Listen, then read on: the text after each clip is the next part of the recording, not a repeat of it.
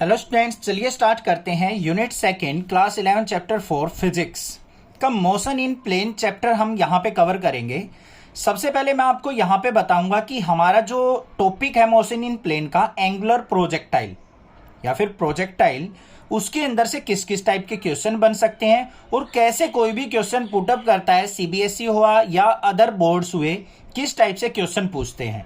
क्योंकि बच्चे कंफ्यूज रहते हैं कि सर हमें यही नहीं समझ में आता कि इस टॉपिक के अंदर से क्वेश्चन कैसे पूछा जा सकता है, वो भी मैं आपको बताऊंगा। तो नेक्स्ट क्लासेज को जरूर सब्सक्राइब करके रखना, सारी की सारी चीजें कवर करते चलेंगे। तो सबसे पहला जो क्वेश्चन बनता है वो है what is projectile, give some example. 1 या 2 नंबर में पूछ लिया जाता है कि प्रोजेक्टाइल किसको कहोगे और उसके सम एग्जांपल्स आपको यहाँ पे देने हैं। बिल्कुल सिंपल सी डेफिनेशन बनाऊंगा मैं यहाँ पे, आप इनके नोट्स भी प्रिपेयर करके रख सकते हैं अपने साथ। तो देखो प्रोजेक्टाइल होती क्या है, पहले तो वो समझो। ये हमारी क्या होती है, वाई एक्सिस, ये हमारी एक्स एक्सिस होती है। अगर किसी ऑब्जेक्ट को मैं कुछ इनिशियल वेलोसिटी से 2 डायमेंशंस में फेंक देता हूं, क्या करता हूं मैं, ये हमारी एक्स एक्सिस हो गई, ये वाई एक्सिस हो गई। मैंने किसी ऑब्जेक्ट को या बॉडी को कुछ इनिशियल वेलोसिटी u से किसमें फेंका, 2 डायमेंशन में। तो वो क्या करती है, ग्रेविटी के कारण एक पाथ फॉलो करती है। उस पाथ को ही क्या कहा जाता है, प्रोजेक्टाइल कहा जाता है। समझ में आई बात। ये ग्रेविटी के कारण क्या करती है, एक 2 डायमेंशनल पाथ फॉलो करती है। इस पाथ को, इस ट्रेजेक्ट्री को ही हम क्या कहते हैं, प्रोजेक्टाइल कहते हैं। तो इसकी डेफिनेशन कैसे लिखेंगे, ध्यान से देखो एक बार। Projectile is name given to object, जो भी ऑब्जेक्ट हमने फेंकी है उसी का नाम दिया जाता है। तो यहां पे लिखेंगे definition, projectile is name given to object, name given to object thrown in 2D।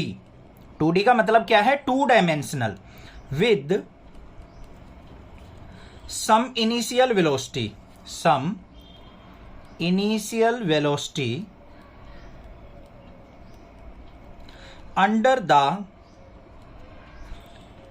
the action of gravity, under the action of gravity is called projectile. ये आंसर बन गया इसका, बिल्कुल सिंपल सा है, ध्यान से समझो। Projectile is name given to object.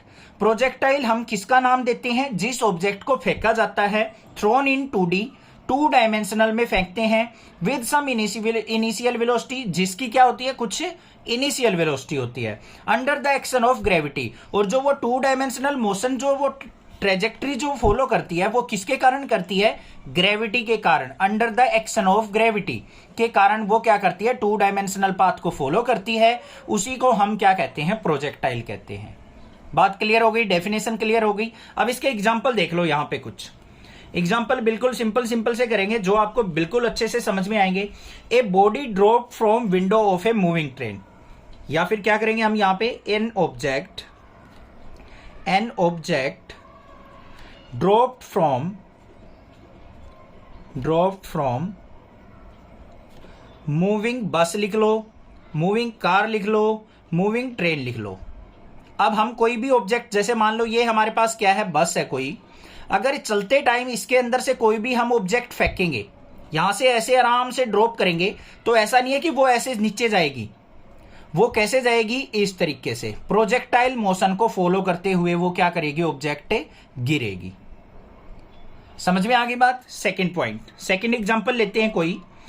A bullet fired from a rifle, a bullet fired from rifle, fired from rifle. अब भाई जो बच्चे पबजी खेलते हैं ना, जो भी फ्री फायर खेलते हैं, पबजी खेलते हैं, उनको पता होगा इसके बारे में। रिकॉइल होता है एक, रिकॉइल का मतलब क्या होता है, मान लो यहां पे इतनी दूर, यहां पे कोई भी एनिमी है और आप यहां पे खड़े हो, यहां से AWM चलाते हो आप, तो आप क्या करते हो, अगर हेडशॉट मारना है तो बहुत ज्यादा डिस्टेंस पे, तो आप इसके हेड से थोड़ा सा ऊपर अपना मार्क करते हो और तब फायर करते हो। तो जो बुलेट होती है वो क्या करती है, ऐसे जाती है और एक तरीके से ऐसे फॉलो करती हुई पाथ को वो उसके हेड पे आगे लगती है। तो ये पाथ जो फॉलो किया है उसने, कैसा फॉलो किया है, ये प्रोजेक्टाइल मोशन। ग्रेविटी के कारण क्या होती है, वो बुलेट जो होती है वो थोड़ी सी नीचे आती है। समझ में आ गई बात। थर्ड पॉइंट देखते हैं हम। एक और पॉइंट देख लेते हैं। A javelin thrown by athlete.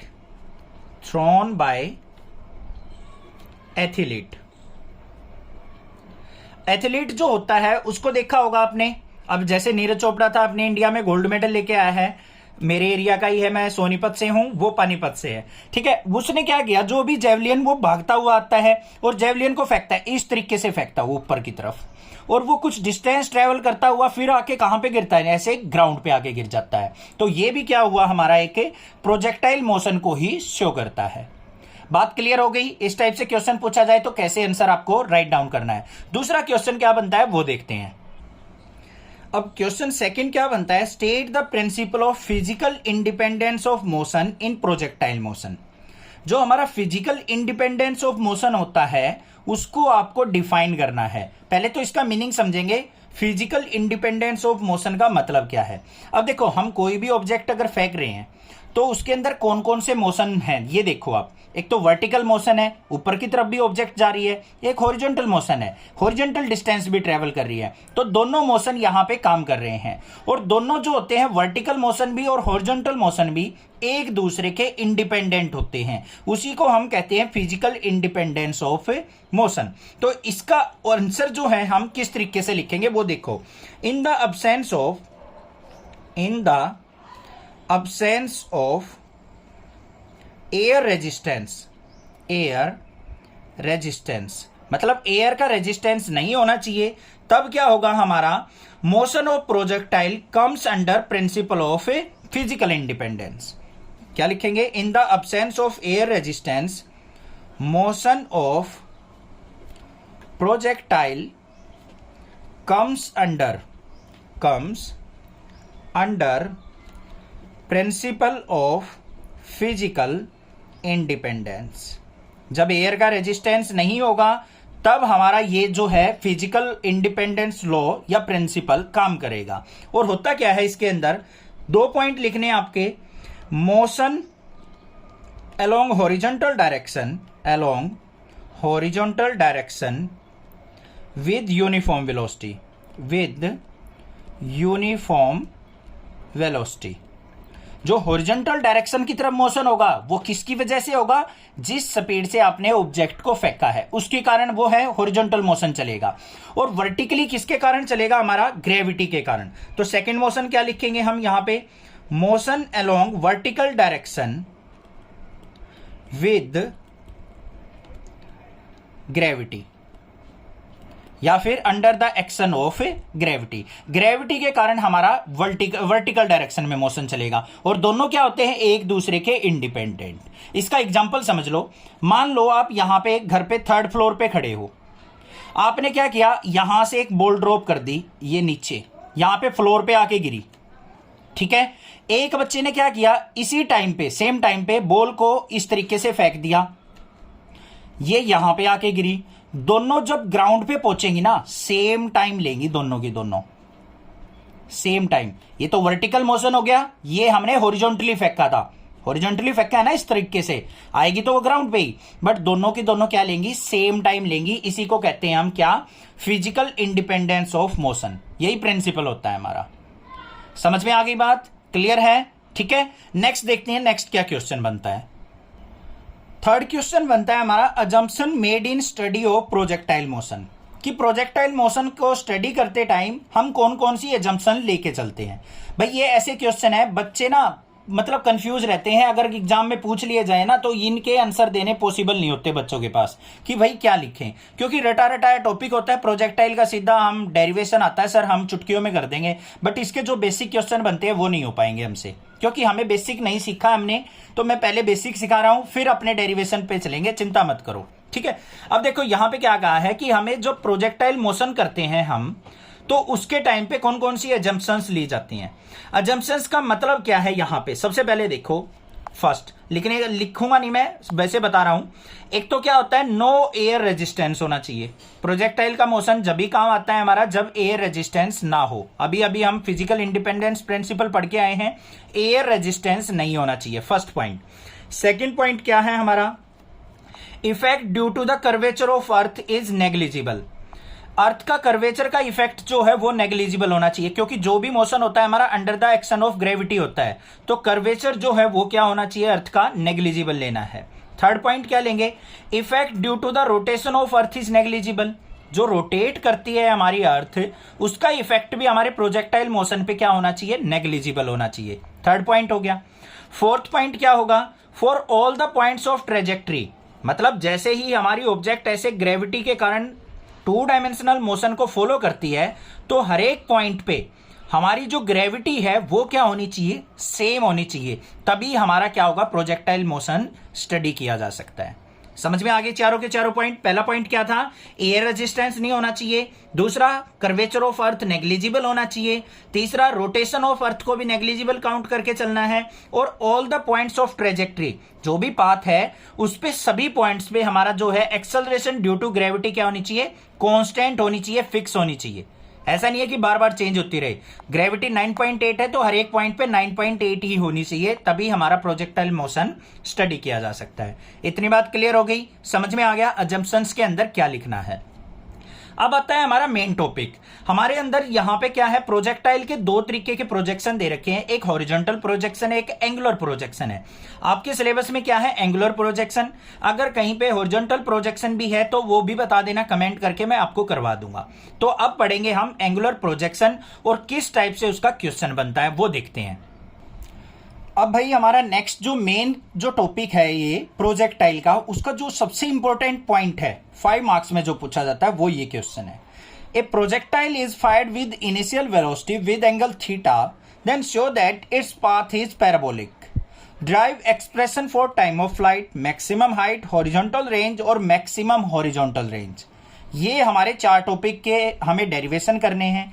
दूसरा, इसके अंदर इंपॉर्टेंट टॉपिक जो मैंने ऐड किया है वो क्या है कि जो हमारा प्रोजेक्टाइल का मोशन होता है, पाथ होता है, ट्रेजेक्ट्री जो होती है वो कैसा पाथ होता है, पैराबोलिक। ये चीज प्रूव करनी। इस चीज को बच्चे सीखते ही नहीं है और कई बार पूछ लिया जाता है और उनको पता ही नहीं होता है कि हम कैसे दिखाएं कि जो प्रोजेक्टाइल का मोशन होता है वो पैराबोलिक होता है। तो सबसे पहले ये करेंगे हम इस पेज पे, नेक्स्ट पेज पे बाकी एक्सप्रेशन करेंगे। सबसे पहले क्या करूंगा, मैं यहां पे एक अपना डायग्राम बनाऊंगा मैं प्रोजेक्टाइल का। यहां पे क्या कहा है, ऑब्जेक्ट को विद एंगल थीटा से हमें क्या करना है, थ्रो करना है। ये मान लिया हमने यहां पे u इनिशियल वेलोसिटी और थीटा एंगल से हमने क्या कर दिया, इसको थ्रो कर दिया। अब थ्रो करने के बाद ये क्या करेगा, under the action of gravity 2 dimensional motion को फॉलो करते हुए ऐसे जमीन पे आके गिर जाएगी ये ऑब्जेक्ट। बात क्लियर हो गई। अब यहां पे देखो थीटा एंगल है और इनिशियल वेलोसिटी क्या है, u है। तो हम इसको 2 वर्टिकल कंपोनेंट और हॉरिजॉन्टल कंपोनेंट में वेलोसिटी को डिवाइड कर लेंगे। जिसके साथ थीटा एंगल बना हुआ होता है वो हमारा क्या होता है, कोस थीटा। और वर्टिकल जो कंपोनेंट होता है वो हमारा साइन थीटा होता है। तो ये क्या होगा, u कोस थीटा और vertical component u sine theta. अब भाई कुछ बच्चे सोच रहे होंगे, sir horizontal u cos theta और वर्टिकल u साइन थीटा ही क्यों लिया, इसका रीजन हमें पता होना चाहिए। हमने साइन और कोस ही क्यों लिया, टेन कोट क्यों नहीं लिया, कोसिकेंट सीकेंट क्यों नहीं लिया। बिल्कुल बहुत अच्छा क्वेश्चन बनता है और बहुत ही कम टीचर होते हैं जो इसका जवाब देते हैं। भाई ध्यान से सुनो, बच्चे कंफ्यूज नहीं होना है। यहां पे थीटा एंगल बना हुआ है, पहली बात तो साइन थीटा कोस थीटा ही क्यों लिया, क्योंकि साइन और कोस की वैल्यू क्या होती है, फिक्स होती है, एक इंटरवल के अंदर लाई करती है -1 से लेके +1। और जो बाकी अदर ट्राइगोनोमेट्रिक फंक्शन है उनकी वैल्यू जाती है इन्फिनिटी तक।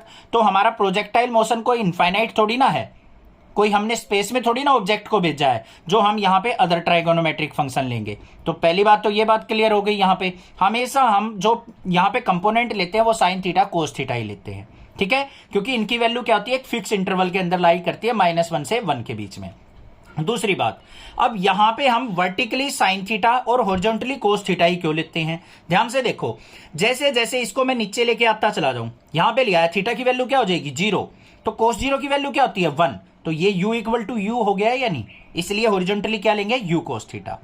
इसको मैं वर्टिकली लेके चला जाऊं, यहां पे ले जाऊं इस u को, तो थीटा कितना हो गया 90 डिग्री, यहां पे 90 पुट करूंगा तो u यहां पे गया हुआ है, साइन 90 की वैल्यू 1, तो u ही आ गया हमारा।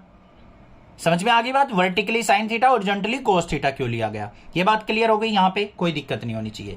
अब देखो बच्चों, यहां से लेके यहां तक मैक्सिमम हाइट तक जब हमारी ऑब्जेक्ट पहुंचती है तो वो स्मॉल t टाइम लेती है। ऐसे ही फिर मैक्सिमम हाइट से वापस नीचे आएगी तो वो स्मॉल t टाइम लेगी।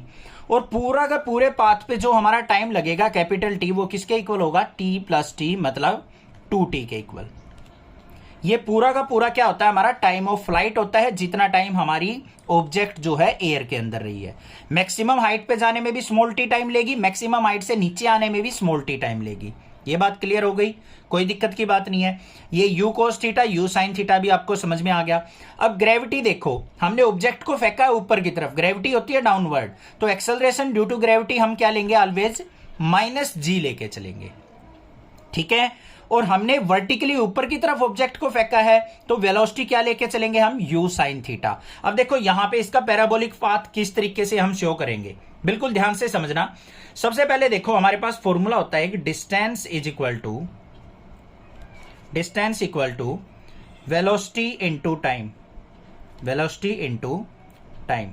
ये फॉर्मूला आपने पढ़ा है, छोटी क्लासों में भी पढ़ते आए हैं आप, distance equal to velocity into time. अब ये देखो ऑब्जेक्ट जो है हमारी कहां पे जा रही है, हमने ऊपर की तरफ फेंकी और नीचे आ गई, तो हमारा जो डिस्टेंस हुआ वो क्या हुआ, हॉरिजॉन्टली, ठीक है। अब कोई भी पॉइंट ले लो, यहां पे ये मान लो हमने P पॉइंट ले लिया, ये इससे क्या होगा, x डिस्टेंस पे होगा, ये नीचे से क्या होगा, y डिस्टेंस पे, तो इसके पॉइंट क्या हो जाएंगे, x, y। तो यहां पे डिस्टेंस जो है हमारा हॉरिजॉन्टली कितना हुआ, x इक्वल टू वेलोसिटी क्या हुई, हमने किससे फेंकी थी ऊपर की तरफ, u sin थीटा, और हॉरिजॉन्टली u cos थीटा। तो हमें हॉरिजॉन्टल डायरेक्शन की बात करें तो हमारी वेलोसिटी क्या ली जाएगी, u cos थीटा। और मैक्सिमम हाइट तक पहुंचने में टाइम कितना लगा, t। अब यहां पे स्मॉल t की वैल्यू निकाल लो, t इज इक्वल टू क्या हो गया, x by u cos theta. ये बात क्लियर हो गई या नहीं, मतलब यहां तक पहुंचने में हमें इतना टाइम लगेगा। अब आपने एक इक्वेशन पढ़ी है हमारी, s is equal to u t plus half AT square, पढ़ रखी है या नहीं। s क्या है हमारा, डिस्टेंस, ठीक है। इसको मान लेते हैं हम, डिस्टेंस क्या है, वर्टिकली ऊपर की तरफ ऑब्जेक्ट फेंकिए तो y इक्वल टू, ऊपर की तरफ हमारी वेलोसिटी क्या है, u sin थीटा, इनटू में यहां पे t की जगह हम क्या पुट करेंगे, x by u cos theta, plus में 1/2 इंटू एक्सेलरेशन की जगह -g, और t की जगह हम क्या करेंगे यहाँ पे x square by u square cos square theta. इतनी बात समझ में आ गई या नहीं। अब देखो y इज इक्वल टू क्या आ गया, यहाँ पे u से u cancel, sin theta by cos theta क्या हो गया, x tan थीटा, और माइनस में g, और यहाँ पे क्या आ जाएगा हमारा g/2 u square cos square theta, और यहाँ पे क्या है हमारे पास x स्क्वायर है। ये बात आ गई या नहीं आ गई समझ में। अब यहां पे देखो ये हमारे पास क्या आ गया, मेन जो इक्वेशन आ गई, y equal to tan theta constant है, तो यहां पे क्या आ गया, x, इसको कांस्टेंट को मान लो p, माइनस में g/2u square cos square theta, ये भी कांस्टेंट है सारी टर्म, और x स्क्वायर वेरिएबल है, तो माइनस का x स्क्वायर इंटू इसको मान लेते हैं कांस्टेंट q। तो ये आ गई हमारे पास, क्या आ गई, एक क्वाड्रेटिक इक्वेशन आ गई, जो ये शो करेगी कि ये पाथ जो है पैराबोलिक है। सो quadratic equation show it's parabolic। तो जो पाथ है हमारा वो क्या होगा, पैराबोलिक होगा। समझ में आ गई बात, क्लियर है इतनी। दोबारा समझ लेते हैं एक बार इसको, थोड़ा सा डिफिकल्ट होता है ये। सबसे पहले देखो, हमें ऑब्जेक्ट जो है हमारी जमीन पे आके गिरेगी, तो ये कौन सा डिस्टेंस हुआ, हॉरिजॉन्टल डिस्टेंस, एक्स एक्सिस हुई, तो distance equal to velocity into time, horizontally ही लेंगे सारी चीजें। वेलोसिटी क्या हो जाएगी, horizontally u cos theta, time कितना लगा यहां पर तक, स्मॉल t, ठीक है। तो t इज इक्वल टू क्या हो गया, x by u cos theta. आगे s इज इक्वल टू क्या होता है, ut plus half AT square, maximum height तक जाने में। तो s क्या हो गया हमारा, मैक्सिमम हाइट किस डायरेक्शन में, y में, तो y इक्वल टू u की जगह वर्टिकल स्पीड क्या है, u sin theta into t की वैल्यू ये पुट कर दी। सारी वैल्यू पुट करके हमने पाथ देखा, y इज इक्वल टू क्या आ गया, x माइनस एक्स स्क्वायर। एक क्वाड्रेटिक इक्वेशन आ गई, और क्वाड्रेटिक इक्वेशन किसकी होती है, एक पैराबोलिक पाथ के लिए होती है। बात क्लियर हो गई या नहीं होगी, कोई दिक्कत नहीं होनी चाहिए। अब देखते हैं इसके सारे के सारे जो हमारे डेरिवेशन है वो किस तरीके से करेंगे। ये हमारा सिंपल सा इसका डायग्राम बनता है, ये हमने सीख लिया किस तरीके से बनाना है। u इनिशियल वेलोसिटी से फेंका हमने थीटा एंगल बनाते हुए, हॉरिजॉन्टली क्या होगी, u cos थीटा, और वर्टिकली जो वेलोसिटी होगी u sin theta. Maximum height जहां पे हमारी ऑब्जेक्ट पहुंचेगी, अब कोई भी ऑब्जेक्ट ऊपर की तरफ फेंको, एक मैक्सिमम हाइट पे जाने के बाद वो क्या करती है, उसकी वेलोसिटी 0 हो जाती है, फिर वो दोबारा डाउनवर्ड आती है अर्थ के ऊपर। तो ये हमने मैक्सिमम हाइट का पॉइंट मान लिया। मैक्सिमम ये हॉरिजॉन्टल रेंज हो गई। रेंज मतलब हमने यहां से ऑब्जेक्ट को फेंका और कितनी दूर जाके हमारी ऑब्जेक्ट गिरेगी उसको कहेंगे हम हॉरिजॉन्टल रेंज कहेंगे। ये कोई भी पॉइंट ले लिया जिसमें क्या है हमारा एक्स और वाई डायरेक्शन दिखा रखे, एक्स और वाई के पॉइंट दिखा रखे हैं।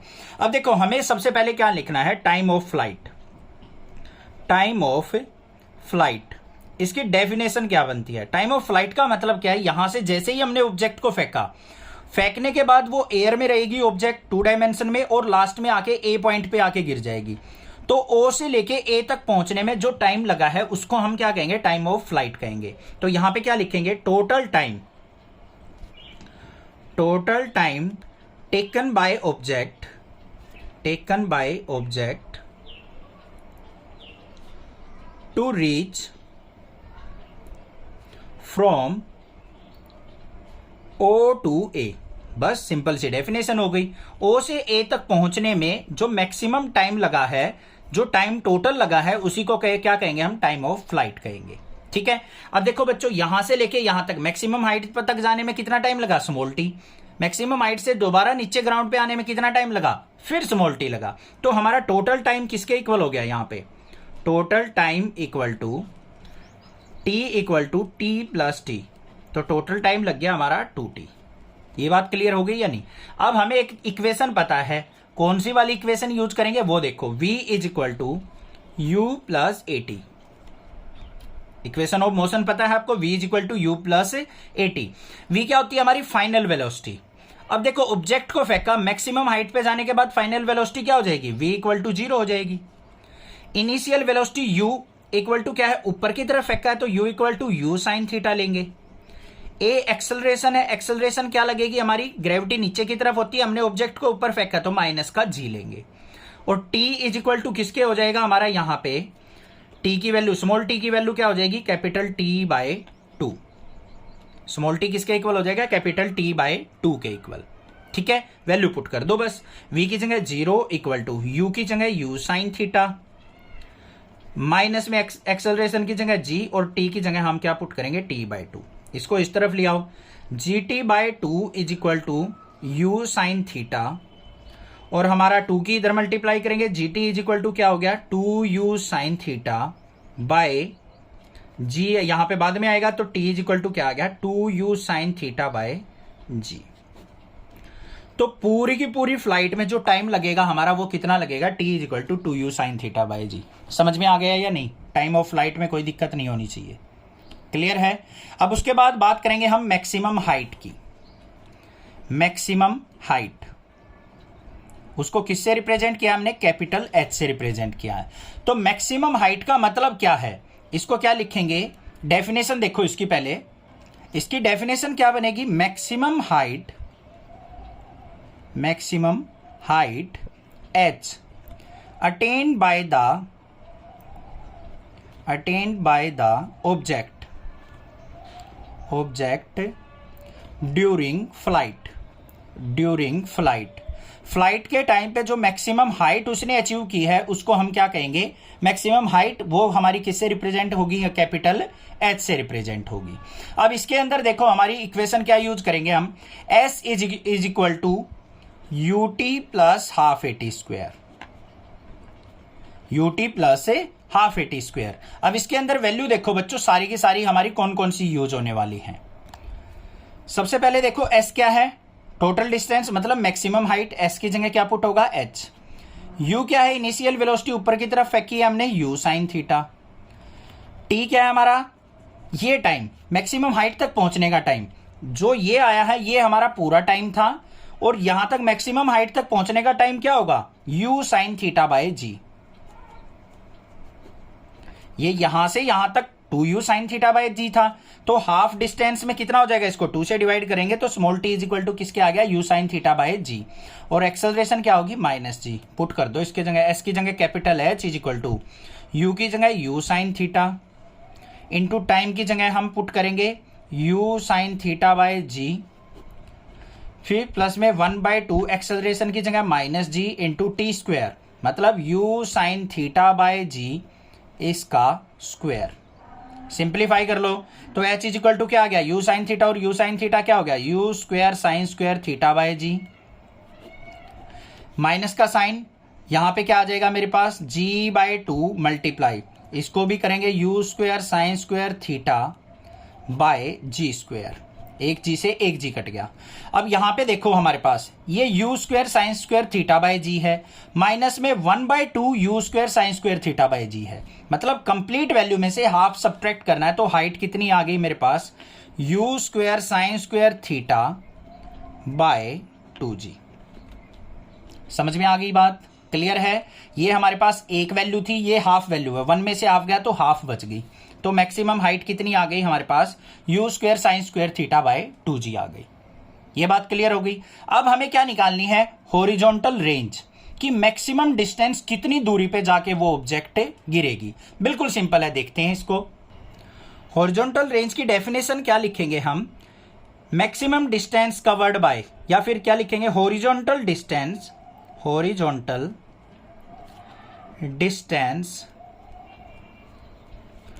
covered by object during projectile motion। Projectile motion के दौरान जो भी हमारा हॉरिजॉन्टल डिस्टेंस ट्रेवल करेगी ऑब्जेक्ट, उसको क्या कहेंगे, हॉरिजॉन्टल रेंज कहेंगे। अब बिल्कुल सिंपल सा है, हॉरिजॉन्टल रेंज को हम किससे डिनोट करते हैं, कैपिटल R से रिप्रेजेंट करते हैं। अब यहां पे देखो रेंज का मतलब क्या है, हमारी जो ऑब्जेक्ट है यहां से यहां पहुंच रही है, ये डिस्टेंस है, ठीक है। और डिस्टेंस किसके इक्वल होता है हमारा, distance equal to velocity into time होता है या नहीं होता है, वेलोसिटी इनटू टाइम। अब ये जो डिस्टेंस है ये रेंज है हमारी, इसको कैपिटल R मानना है। वेलोसिटी देखो, हॉरिजॉन्टली क्या वेलोसिटी थी हमारी, u cos थीटा, तो u cos theta multiply time क्या है, यहां से लेके यहां तक पहुंचने में कैपिटल T था, तो वो लिखेंगे हम कैपिटल T। अब वैल्यू पुट कर दो, range equal to u cos theta multiply capital T की वैल्यू हमने फर्स्ट एक्सप्रेशन में निकाल ली थी, क्या आई थी, 2u sine theta by g. तो रेंज इक्वल टू क्या आ गई यहां पे, 2 बाहर, u की u से मल्टीप्लाई u स्क्वेयर, ये हो गया 2 sine theta cos theta by ji.